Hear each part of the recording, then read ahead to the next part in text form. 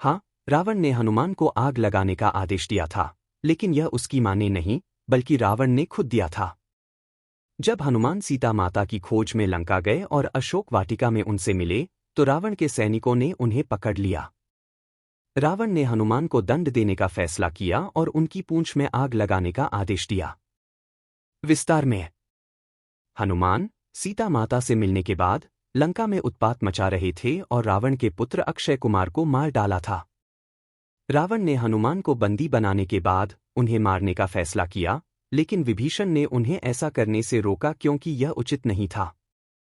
फिर रावण ने हनुमान की पूंछ में आग लगाने का आदेश दिया, क्योंकि बंदरों को अपनी पूंछ से बहुत लगाव होता है, ऐसा माना जाता है। हनुमान ने अपनी पूंछ में लगी आग से पूरी लंका को जला दिया। धार्मिक मान्यता है कि रोजाना रामायण का पाठ करने से व्यक्ति को भगवान श्री राम का आशीर्वाद प्राप्त होता है और ज्ञान मिलता है। इस धार्मिक ग्रंथ के द्वारा लोगों को प्रेरणा मिलती है। ऐसे में इस आर्टिकल में हम आपको हनुमान जी से जुड़ी एक ऐसी कथा के बारे में बताएंगे जिसमें लंका दहन का वर्णन देखने को मिलता है। लेकिन क्या आपको पता है कि आखिर किस कारण हनुमान जी ने अपनी पूंछ के द्वारा लंकापति रावण की लंका में आग लगा थी? अगर नहीं पता, तो ऐसे में चलिए आपको बताएंगे इसकी वजह के बारे में। पौराणिक कथा के अनुसार एक बार जगत के पालनहार भगवान विष्णु और मां लक्ष्मी को मां पार्वती ने कैलाश पर्वत पर भोजन के लिए बुलाया। इस दौरान मां लक्ष्मी ने मां पार्वती से पूछा कि आप इतनी ठंड में कैसे रह लेती हैं? इस सवाल से मां पार्वती आहत हुई। इसके बाद देवी लक्ष्मी ने मां पार्वती को बैकुंठ धाम पर बुलाया। बैकुंठ धाम मां पार्वती और महादेव पहुंचे तो समृद्धि और शक्ति को देख वैभवशाली महल का निर्माण करने की सलाह दी। इसके बाद महादेव ने भगवान विश्वकर्मा जी को महल बनाने की जिम्मेदारी दी। भगवान विश्वकर्मा ने सोने का महल बनाया। सोने का महल बनने के बाद मां पार्वती ने सभी देवी देवताओं को बुलाया। महल की पूजा के लिए जो विद्वान आए थे वह रावण के पिता ऋषि विश्रवा थे।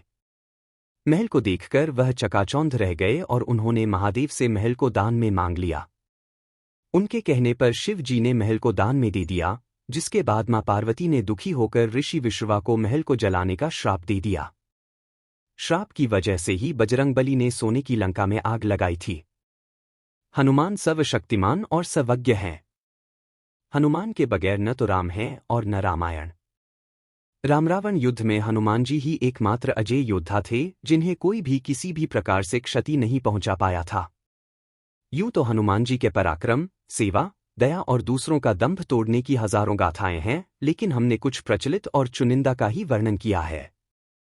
हनुमान का जन्म चैत्र मास की शुक्ल पूर्णिमा के दिन हुआ था।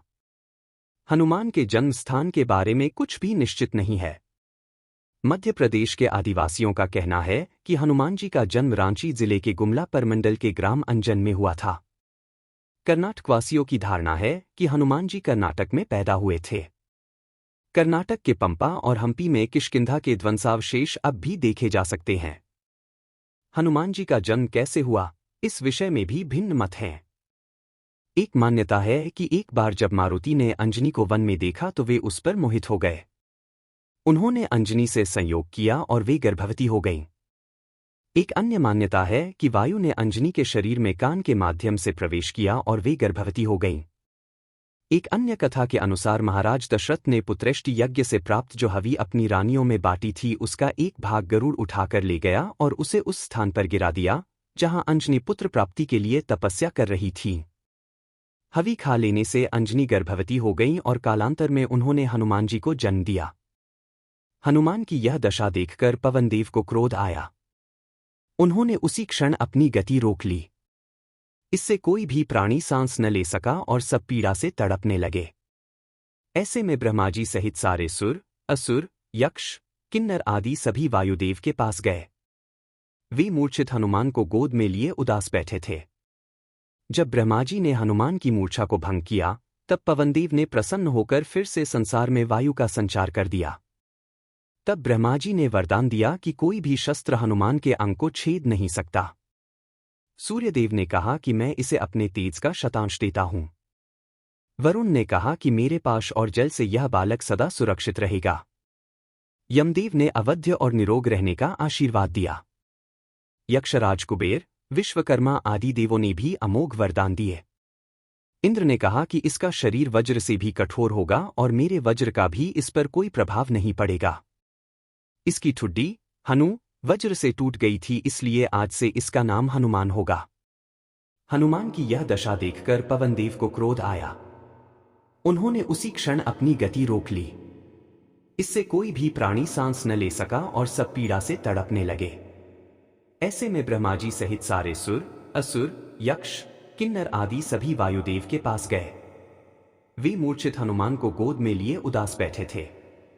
जब ब्रह्मा जी ने हनुमान की मूर्छा को भंग किया, तब पवनदेव ने प्रसन्न होकर फिर से संसार में वायु का संचार कर दिया।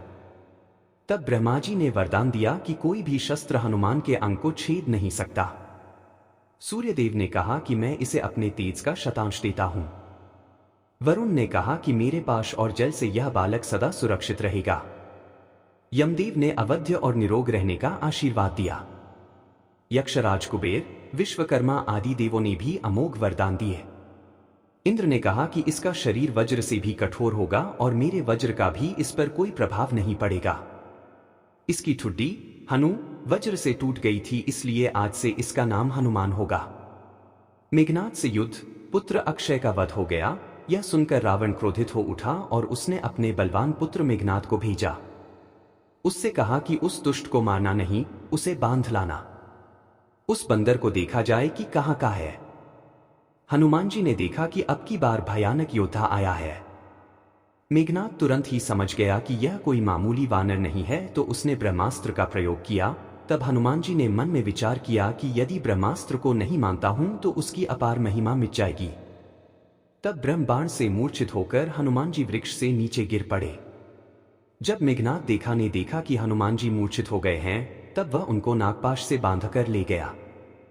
बंधक हनुमान जी ने जाकर रावण की सभा देखी और फिर उन्होंने खुद ही अपनी पूंछ से अपने लिए एक आसन बना लिया और उस पर बैठ गए। रावण क्रोधित होकर कहता है, तूने किस अपराध से राक्षसों को मारा? क्या तुझे मेरी शक्ति और महिमा के बारे में पता नहीं है? तब हनुमान जी राम की महिमा का वर्णन करते हैं और उसे अपनी गलती मानकर राम की शरण में जाने की शिक्षा देते हैं। अगले पन्ने पर चौथा पराक्रम, लंका दहन। राम की महिमा सुनकर रावण क्रोधित होकर कहता है कि जिस पूंछ के बल पर यह बैठा है, उसकी इस पूंछ में आग लगा दी जाए। जब बिना पूंछ का यह बंदर अपने प्रभु के पास जाएगा तो प्रभु भी यहां आने की हिम्मत नहीं करेगा। पूंछ को जलते हुए देखकर हनुमान जी तुरंत ही बहुत छोटे रूप में हो गए। बंधन से निकलकर वे सोने की अटारियों पर जा चढ़े। फिर उन्होंने अपना विशालकाय रूप धारण किया और अट्टहास करते हुए रावण के महल को जलाने लगे। उनको देखकर लंकावासी भयभीत हो गए। देखते ही देखते लंका जलने लगी और लंकावासी भयाक्रांत हो गए। हनुमान जी ने एक ही क्षण में सारा नगर जला डाला। एक विभीषण का घर नहीं जलाया। सारी लंका जलाने के बाद वे समुद्र में कूद पड़े। राम को सीता की खबर देना, पूंछ बुझाकर फिर छोटा सा रूप धारण कर हनुमान जी श्री जानकी जी के सामने हाथ जोड़कर जा खड़े हुए और उन्होंने उनकी चूड़ामणि निशानी ली और समुद्र लांघकर वे इस पार आए और उन्होंने वानरों को किलकिला शब्द, हर्षध्वनि सुनाया।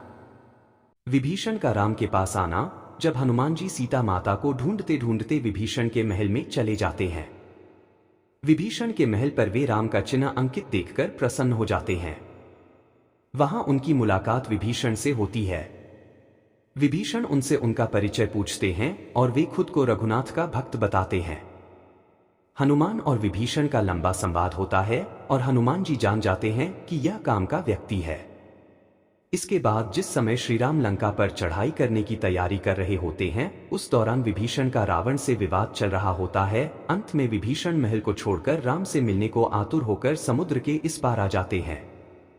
वानरों ने विभीषण को आते देखा तो उन्होंने जाना कि शत्रु का कोई खास दूत है।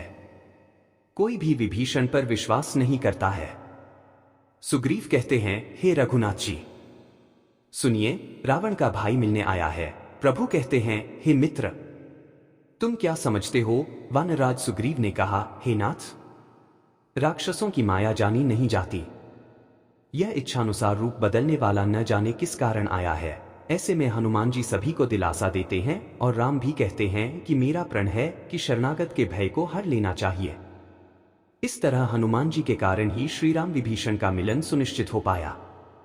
लक्ष्मण के प्राणों की रक्षा। राम रावण युद्ध के दौरान जब रावण के पुत्र मेघनाद ने शक्ति बाण का प्रयोग किया तो लक्ष्मण सहित कई वानर मूर्छित हो गए थे। जामवंत के कहने पर हनुमान जी संजीवनी बूटी लेने द्रोणाचल पर्वत की ओर गए। जब उनको बूटी की पहचान नहीं हुई तब उन्होंने पर्वत के एक भाग को उठाया और वापस लौटने लगे। रास्ते में उनको कालनेमी राक्षस ने रोक लिया और युद्ध के लिए ललकारने लगा। कालनेमी राक्षस रावण का अनुचर था।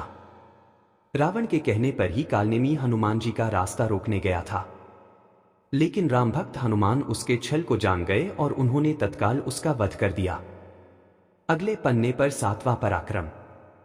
अहिरावण का वध। अहिरावण रावण का मित्र था। अहिरावण पाताल में रहता था। रावण ने कहने पर उसने भगवान राम के युद्ध शिविर में उतरकर राम और लक्ष्मण दोनों का अपहरण कर लिया था।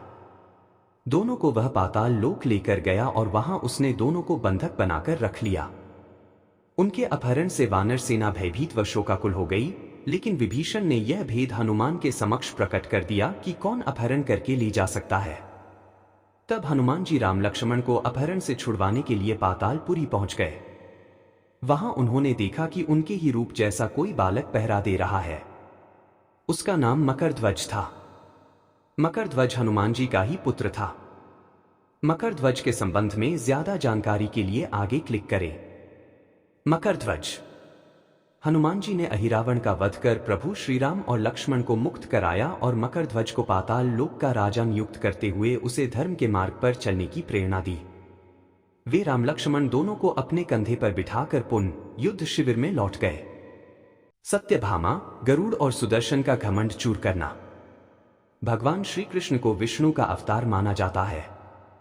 विष्णु ने ही राम के रूप में अवतार लिया और विष्णु ने ही श्री कृष्ण के रूप में भी। श्री कृष्ण की 8 पत्नियां थी: रुक्मिणी, जाम्बवंती, सत्यभामा, कालिंदी, मित्रबिंदा, सत्या, भद्रा और लक्ष्मणा। इसमें से सत्यभामा को अपनी सुंदरता और महारानी होने का घमंड हो चला था, तो दूसरी ओर सुदर्शन चक्र खुद को सबसे शक्तिशाली समझता था और विष्णु वाहन गरुड़ को भी अपने सबसे तेज उड़ान भरने का घमंड था। उपरोक्त कथा से जुड़े हनुमान जी के पराक्रम को जानने के लिए आगे। श्री कृष्ण यह जानते थे कि भीम को भी अपनी शक्ति पर बड़ा घमंड था, अतः उन्होंने उचित समय का इंतजार किया और अपनी लीला से एक घटना की रचना की। एक बार वनवास काल में द्रौपदी को एक सहस्रदल कमल दिखाई दिया। उसने उसे ले लिया और भीम से उसी प्रकार का एक और कमल लाने को कहा। भीम कमल लेने चल पड़े। आगे जाने पर भीम को गंधमादन पर्वत की चोटी पर एक विशाल केले का वन मिला, जिसमें वे घुस गए। इसी वन में हनुमान जी रहते थे।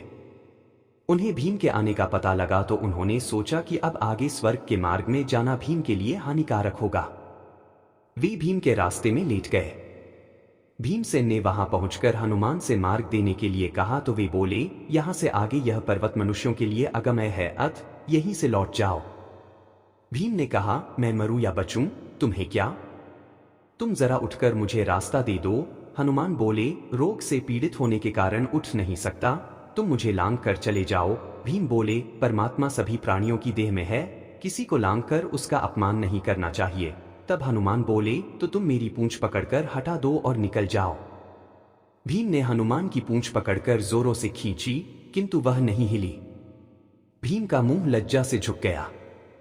उन्होंने क्षमा मांगी और परिचय पूछा। तब हनुमान ने अपना परिचय दिया और वरदान दिया कि महाभारत युद्ध के समय मैं तुम लोगों की सहायता करूंगा। वस्तुत विनम्रता ही शक्ति को पूजनीय बनाती है, इसलिए अपनी शक्ति पर अहंकार न कर उसका सत्कार्यों में उपयोग कर समाज में आदरणीय बने।